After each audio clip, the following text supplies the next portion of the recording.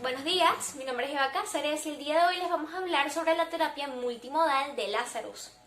Arnold Lazarus fue un terapeuta del comportamiento que desarrolló en la década de los 80 lo que se convierte en la terapia multimodal, ya que se basa en la premisa de que el ser humano es un organismo biológico, es decir, influido por procesos químicos que a la vez tiene todo un mundo cognitivo-conductual, manifestado en forma de pensamientos, sentimientos, acciones, imaginación e interacciones con otras personas, a lo que en ese momento la terapia del comportamiento se vea limitado.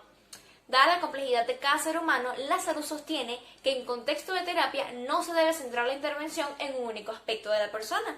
Se hace necesario asegurarse de comprobar que todos los componentes de la persona, entendidos en forma de modalidades, funcionen de forma conjunta y eficaz, dado que si uno de ellos está alterado puede repercutir negativamente sobre los demás.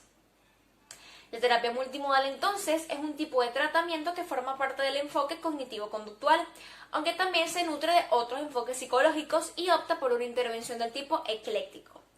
Por ello, dado que los problemas psicológicos son multifacéticos y multicausales, Lazarus propone las siguientes 7 modalidades cuyas siglas en inglés conforman la palabra Basic ID, que nos sirve para recordar que se han de examinar cada una de las 7 modalidades, así como sus efectos interactivos. Implica que somos seres sociales que se mueven, sienten, reciben sensaciones, imaginan y piensan, y que en esencia somos entidades bioquímicas neurofisiológicas. La B representa el comportamiento que puede manifestarse a través de actos inadecuados, hábitos, gestos o la falta de comportamientos apropiados. ¿Qué hace el individuo que está interfiriendo en su camino hacia la felicidad o hacia la satisfacción personal? ¿Qué conducta debe aumentar o reducir el cliente? ¿Qué debería dejar de hacer o empezar a hacer? La A representa lo afectivo, las emociones sentidas, expresadas o no. Las fundamentales son afecto, gozo, miedo, rabia y tristeza. ¿Qué emociones son predominantes? ¿Qué parece generar estos afectos negativos?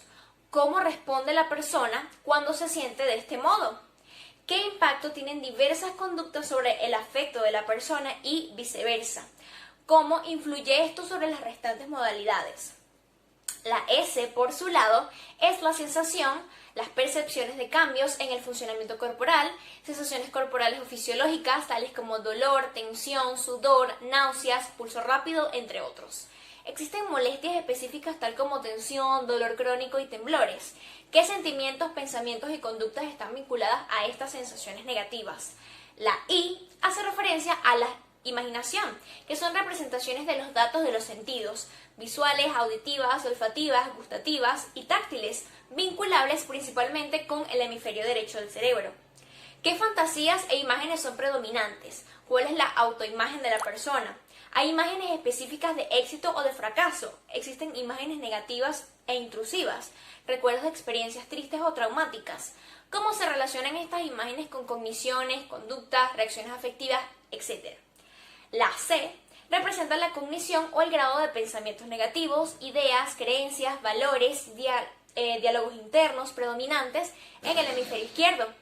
Podemos determinar las principales actitudes, valores, creencias y opiniones del individuo. ¿Cuáles son los debes y deberías predominantes del individuo? ¿Existe alguna creencia o idea irracional? ¿Se puede detectar algún pensamiento automático que debilite su funcionamiento? La segunda I representa las relaciones interpersonales y se refiere a la capacidad de formar relaciones exitosas con otros. Se basa en las habilidades sociales y sistemas de apoyo, las relaciones actuales o pasadas con los demás.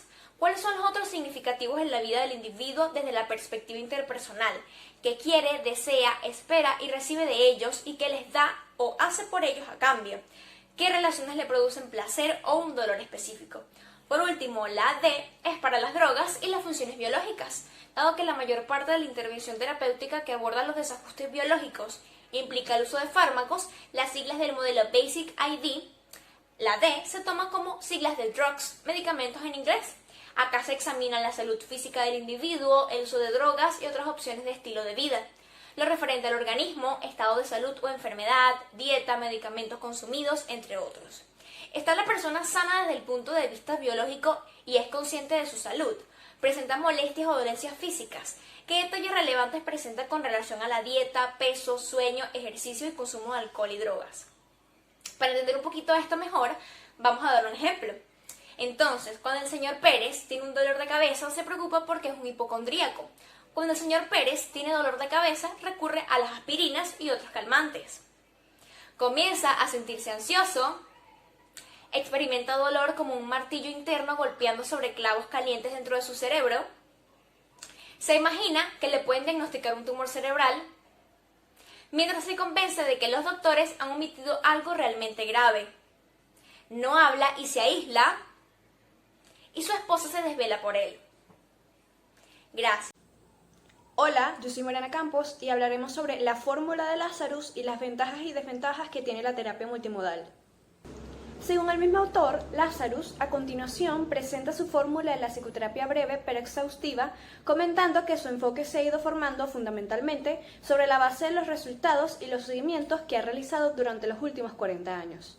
Menciona que primero se deben determinar si existen problemas significativos en cada una de las siguientes modalidades que ya conocemos, como conducta, afecto, sensación, imaginación, cognición, relaciones interpersonales y drogas, biología. En segundo lugar, menciona que de acuerdo con el cliente se deben seleccionar 3 o 4 problemas claves que requieran atención específica. Y en tercer lugar, si así se indica, se debe asegurar que el paciente se someta a un examen médico y, si es necesario, administrar fármacos psicotrópicos. Además, se menciona que en cuarto lugar, siempre que sea posible, se deben aplicar empíricamente métodos validados de tratamientos específicos para los problemas presentados por el paciente. El autor menciona que en esencia la postura multimodal comprende los siguientes 4 principios.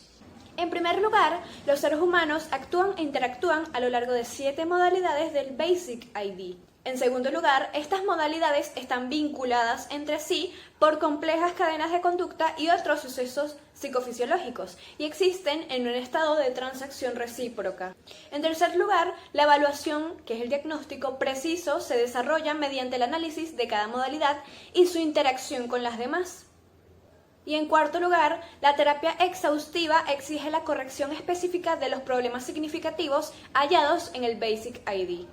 El mismo autor nos menciona que en el enfoque multimodal se cuestiona cuáles son los problemas específicos e interrelacionados a lo largo del Basic ID, qué o quién parece estar provocando y manteniendo estos problemas, cuál parece ser el mejor modo que emplea cada individuo para resolver estos problemas y si se han identificado métodos validados de cambio o posibles tratamientos específicos para tratar alguno de estos aspectos. Las respuestas a las preguntas anteriores procuran una estructura sistemática que garantiza la total exhaustividad y que también aporta métodos científicos para identificar las reacciones idiosincrásicas, es decir, sus reacciones esenciales. Ahora hablaremos sobre las ventajas y desventajas de la terapia multimodal. Sergio Tobón menciona que este es uno de los enfoques terapéuticos de orientación ecléctica más posicionados en la actualidad, y esto se debe al hecho de que es abierto, flexible y trabaja en diálogo con todos los enfoques terapéuticos tradicionales, como lo serían la psicología humanista, el psicoanálisis, la terapia de conducta y la terapia cognitiva, lo cual le permite al psicólogo clínico enriquecerse en su trabajo profesional con todos los avances que se producen en el vasto y complejo campo de la terapia psicológica. Asimismo, posibilita que los pacientes sean atendidos de forma integral, pues se tienen en cuenta todas sus necesidades de intervención a partir de una evaluación rigurosa de su funcionamiento psicológico, y guía el empleo de una determinada técnica terapéutica. Esto muestra que el enfoque ecléctico de este modo de terapia no consiste en el simple empleo de técnicas efectivas, sino que parte de un análisis riguroso de cada paciente a partir de un modo coherente de evaluación, como es el ideográfico, en el cual se determinan los problemas de la persona a partir de 7 dimensiones interrelacionadas. Este mismo autor menciona que si bien la terapia multimodal ha criticado el teoricismo y ha tratado de desligarse de todas las teorías psicológicas tradicionales, a través de los años ha incorporado la teoría social del aprendizaje. De esta manera, tal teoría en la práctica guía el proceso de evaluación en las 7 dimensiones y la búsqueda de interrelación entre ellas.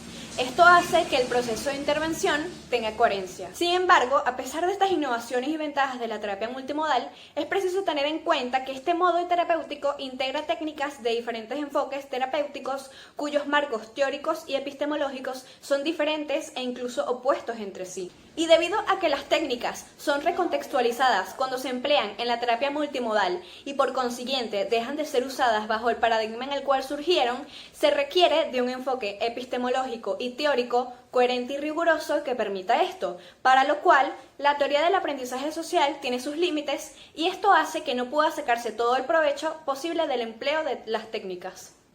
La teoría ideográfica de la personalidad que Lazarus ha desarrollado para sustentar las 7 dimensiones, por lo tanto, no es lo suficientemente amplia como para dar cuenta de todos los matices en la personalidad y permitir abordar todos los trastornos psicológicos. Esto estaría más bien dentro del plano de la integración, algo en lo cual todavía la terapia multimodal no se ha decidido a participar. Buenos días, mi nombre es María del Sánchez y yo les voy a explicar sobre la psicoterapia breve. Esta surge como una alternativa de intervención de bajos costos y de resultados favorables. En la práctica clínica, la psicoterapia breve se define como una estructura terapéutica que está orientada a incrementar la conciencia de los consultantes sobre sus comportamientos, capacidades y motivaciones para solventar un problema. Dentro de la psicoterapia breve nos encontramos con la intervención primaria. Esta va dirigida a aquellas dificultades psicológicas caracterizadas por excesos o déficits o dificultades emocionales que influyen o incapacitan al individuo para tomar una decisión. La meta de esta intervención es otorgarle herramientas a los consultantes para cambiar actitudes básicas y manejar los problemas subyacentes.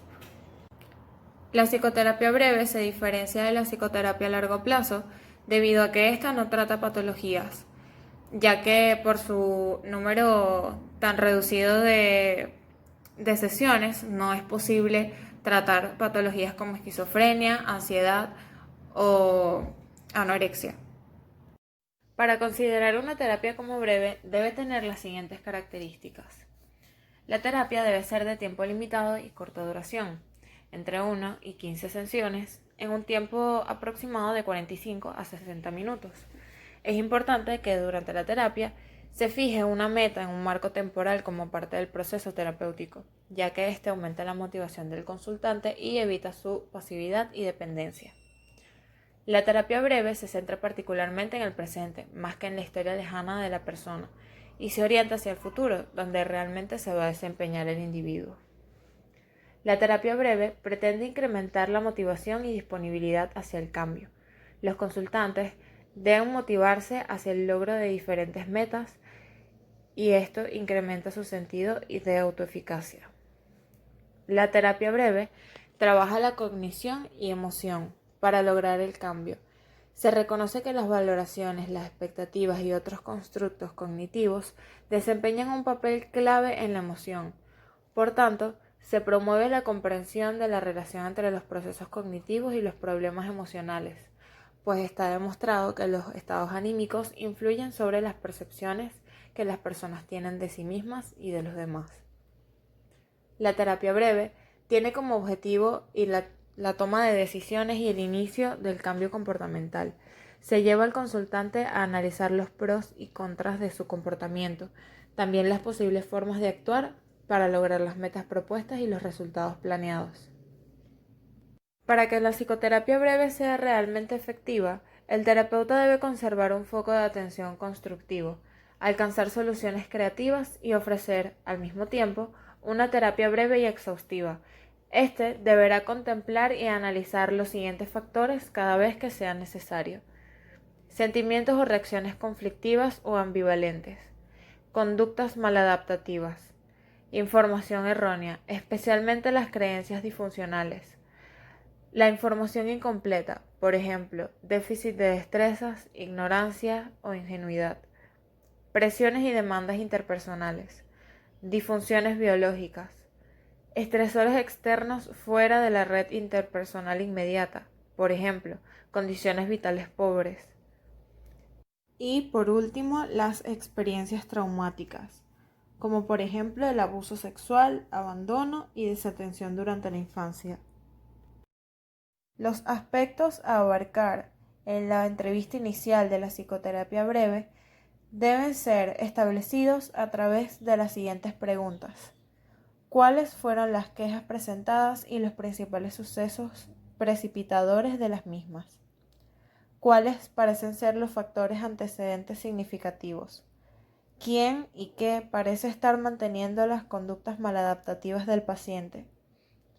¿Qué es relativamente evidente que el paciente quiere extraer de la terapia? ¿Cuáles son los puntos fuertes y atributos positivos del paciente? ¿Por qué solicita ayuda terapéutica en este preciso momento? ¿Qué aspecto presentaba el cliente en lo que respecta a su aspecto físico, forma de hablar y actitud? ¿Había alguna señal de psicosis? Por ejemplo, trastornos del pensamiento, alucinaciones, incongruencia en el afecto, conductas extrañas o inapropiadas. ¿Había pruebas de autorrecriminación, depresión o tendencias homicidas o suicidas? ¿Parecía posible establecer una relación mutuamente satisfactoria o debería ser derivado el paciente a algún otro terapeuta? ¿Había algún indicador o contradicción para la adopción de un ritmo y estilo terapéutico? ¿Mostraba el paciente alguna base legítima para tener esperanza? Las 12 preguntas anteriores tienen por finalidad que la entrevista inicial sirva no solo para identificar tendencias significativas de problemas y conexiones funcionales, sino también para que aporte un marco de trabajo para evaluar la temporalización y la cadencia de cada interacción. En la psicoterapia breve tenemos el estilo de relación, la cual hace referencia a la relación entre el terapeuta y el paciente. Por parte del terapeuta existen dos características muy importantes, las cuales deben ser o son cruciales para que la psicoterapia sea efectiva o no. La primera es el uso de técnicas y la implementación correcta de las mismas. Y en segundo lugar es la capacidad que tiene el terapeuta de desenvolverse con el paciente. La importancia del estilo de relación radica en que el terapeuta debe realizar una evaluación en cuanto a la reacción y al progreso del paciente durante la terapia. Si éste muestra empatía, si realmente está progresando con la terapia, y el terapeuta debe adaptarse y debe emplear técnicas y amoldarse al paciente para que la psicoterapia breve sea efectiva. Hola, buenos días. Mi nombre es Luisana Rodríguez y para continuar con nuestra exposición estaré hablando sobre el perfil de modalidad, las teorías y las técnicas que se encuentran en la terapia multimodal de Lazarus. Primero comencemos con el perfil de modalidad, donde, después de haber llevado a cabo nuestra entrevista inicial y de haber analizado el cuestionario multimodal de historia de vida de Lazarus, es bastante recomendable y común elaborar un perfil de modalidad que incluya las principales molestias y los tratamientos deseados. Esto lo podemos visualizar mejor en la ficha que colocaré a continuación.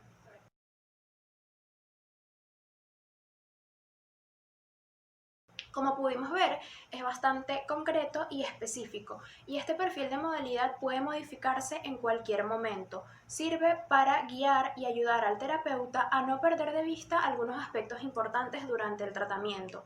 Según Kertész, en este perfil de modalidad se incluyen los 7 modales o también conocidos como variables de la personalidad humana total.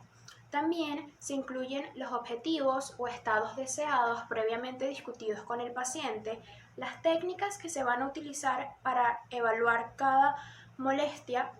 Las técnicas se pueden tomar también de cualquier escuela psicológica siempre y cuando tenga sentido y también tengan una utilidad potencial. Y por último, los resultados obtenidos después de haber aplicado estas técnicas. Los resultados, si se colocan de forma cuantificada, mejor. Ahora bien, hablemos de la teoría y técnica de la terapia multimodal de Lazarus. Como subrayaba el autor London, con los pacientes se utilizan técnicas, no teorías. Sin embargo, los cimientos teóricos son determinantes para saber si una técnica es admisible o inadmisible en un caso determinado. En cuanto a la terapia multimodal de Lazarus, su mismo autor comenta que muchas personas han llegado a la errónea conclusión de que es ateórica o incluso peor, antiteórica. A partir de allí es que podemos entonces hablar del eclecticismo, que puede ser teórico o técnico. El eclecticismo teórico, según Allport, es un sistema que busca resolver problemas fundamentales desde la unión de lo que se considera verdadero de los diversos puntos de vista y enfoques psicológicos. Por otro lado, el eclecticismo técnico se refiere a la posibilidad de emplear técnicas de diferentes enfoques siempre y cuando éstas sean efectivas en un caso determinado, según los autores Tobón y Núñez. Entonces, aunque a lo largo de los años esta terapia ha buscado mantenerse al margen de una teoría psicológica, su propio autor Lazarus comenta que se halla ligada sobre todo a la teoría del aprendizaje social, empleando en el proceso de intervención técnicas de diferentes enfoques terapéuticos que sean efectivas y pertinentes, más allá de solo consideraciones teóricas. Por eso entonces que la terapia multimodal de Lazarus es concebida con un eclecticismo del tipo técnico, más no teórico. Ya para finalizar con mi breve ponencia, la terapia multimodal de Lazarus se encuentra dentro de los enfoques terapéuticos que más emplean los profesionales de la psicología en Estados Unidos en la práctica psicoterapéutica. De hecho, muchos autores comentan que su popularidad se debe en gran parte a su eclecticismo técnico, como mencionamos con anterioridad, y a la coherencia en el proceso de evaluación e intervención de acuerdo con las necesidades individuales de cada paciente. Buenos días, mi nombre es Esperanza Seijas y hoy les hablaré acerca de los procedimientos de evaluación multimodal, que son puenteo, rastreo, Basic ID de segundo orden y perfiles estructurales. Todos los métodos que se han desarrollado desde el enfoque multimodal tienen un objetivo fundamental, que es expeditar y fomentar la trayectoria del tratamiento.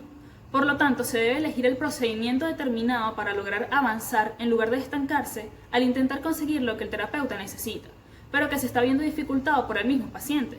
De esta manera, hablaré de 4 procedimientos de evaluación multimodal. El primero se denomina puenteo, un método que suele ser útil cuando los pacientes o los clientes se muestran reacios a comentar o revelar sentimientos importantes y en su lugar ofrecen racionalizaciones e intelectualizaciones. Uno de los métodos menos productivos consiste en insistir reiteradamente al paciente para que revele algo que está evadiendo, por lo que la técnica del puenteo consiste en introducirse en el modo preferente del cliente, por ejemplo las cogniciones, y tras unos minutos preguntar por una modalidad diferente, como por ejemplo imaginación o sensación. Este procedimiento de evaluación puede explicarse más fácilmente en 3 pasos. Primero, si él o la cliente no está dispuesto a entrar en un dominio particular, que es a menudo la modalidad afectiva, debemos unirnos a ella o él en la que parece ser su área preferida de discurso. En segundo lugar, tras unos pocos minutos, se trata de avanzar a una modalidad diferente, como por ejemplo sensación o imaginación, mediante las preguntas: ¿adviertes alguna sensación? ¿O es consciente de alguna imagen que haya acudido a su mente? Por último, en la mayoría de los casos, el cambio a una modalidad diferente suele ser inmediato. Se debe permanecer en esta modalidad durante un breve periodo de tiempo, no más de un par de minutos, y después se trata de puentear a la modalidad afectiva, que es nuestra modalidad objetivo. Otro procedimiento de evaluación es el rastreo, el cual se emplea normalmente cuando los clientes están confusos ante sus reacciones afectivas inexplicables. Los temas habituales son: estos sentimientos parecen brotar de la nada, o no sé por qué me siento así, o no sé de dónde se originan. Así, se pide a los clientes que hagan memoria del último incidente, de manera que se intenta que los pacientes relacionen entre sí los sucesos que experimentan. Por ejemplo, cuando de repente nos sentimos mal y no sabemos por qué, empezamos a buscar una explicación, ¿cierto? Tal vez tenemos dolor de cabeza una tarde. Esto nos lleva a darnos cuenta que llevamos mucho tiempo frente a la computadora estudiando. Además, no hemos comido, y la asignación que estamos haciendo nos tiene estresados, pues se entrega dentro de poco tiempo. Así como rastreamos todos estos factores para llegar al porqué del dolor de cabeza, lo mismo se hace con las respuestas afectivas que pueden parecer inexplicables, lo cual podemos visualizarlo mejor con el siguiente ejemplo. Una clienta manifestaba sentir repetidas crisis de angustia sin razón aparente, por lo que a través de ciertas preguntas simples fue capaz de relacionar los siguientes sucesos. Su crisis de angustia más reciente se produjo mientras veía televisión. Empezó a ser consciente de que su corazón parecía latir más alto de lo habitual. Esto le hizo recordar un episodio en el que se había mareado en una fiesta, en la que había bebido demasiado alcohol y se sintió mareada. El recuerdo, esta imagen de este suceso, le seguía produciendo mucha vergüenza. De esta forma, el aumento del ritmo cardíaco junto con la imagen de la vergüenza y la preocupación por sus amigos en la fiesta acentuó sus sensaciones desagradables. Pronto temió que iba a volver a marearse, y esto le indujo a sentir angustia. Al descomponer el episodio en torno a las modalidades, podemos identificar un patrón SICA, es decir, sensación, imaginación, cognición, afecto. En consecuencia, el tratamiento subrayaba estos dos factores activadores, la sensación y la imaginación. El uso del puenteo y del rastreo ahorra tiempo, haciendo que la terapia se centre y focalice en los elementos relevantes del momento. Estos procedimientos a menudo subrayan los sucesos activadores del problema. Tenemos también el Basic ID de segundo orden, el cual se consiste en realizar otra evaluación breve pero exhaustiva del comportamiento, afectos, sensaciones, imaginación, cognición, relaciones interpersonales y drogas, biología, cuando el tratamiento inicialmente propuesto no está dando los resultados esperados, por lo que ésta puede revelar factores que actualmente requieren más atención de la que se determina en primera instancia, pues se converge en un problema que está surgiendo reiteradamente y dificulta el proceso con la reexaminación de las 7 modalidades. Por último, nos encontramos con los perfiles estructurales, los cuales dan cuenta de la preferencia y estilo del individuo, su forma de pensar y sus necesidades emocionales. Las personas tienden a favorecer unas modalidades del Basic ID frente a otras. En este orden podemos hablar de un reactor imaginario, un reactor cognitivo o un reactor sensorial. Esto no significa que una persona reaccione siempre en o a favor de una modalidad, sino que existe una tendencia a dar más énfasis a ciertos patrones de respuesta. Si el sistema representativo preferentemente valorado por una persona es el visual, dicha persona se inclina a organizar y responder ante los hechos en términos de imágenes mentales. Por otra parte, alguien que sea profundamente analítico, cognitivo, puede ser incapaz de formarse algo más que leves imágenes visuales. Este tipo de información puede ayudarnos tanto en la selección de las técnicas apropiadas como en la identificación de las modalidades que son más relevantes para generar la mejora del funcionamiento. Muchas gracias por su atención.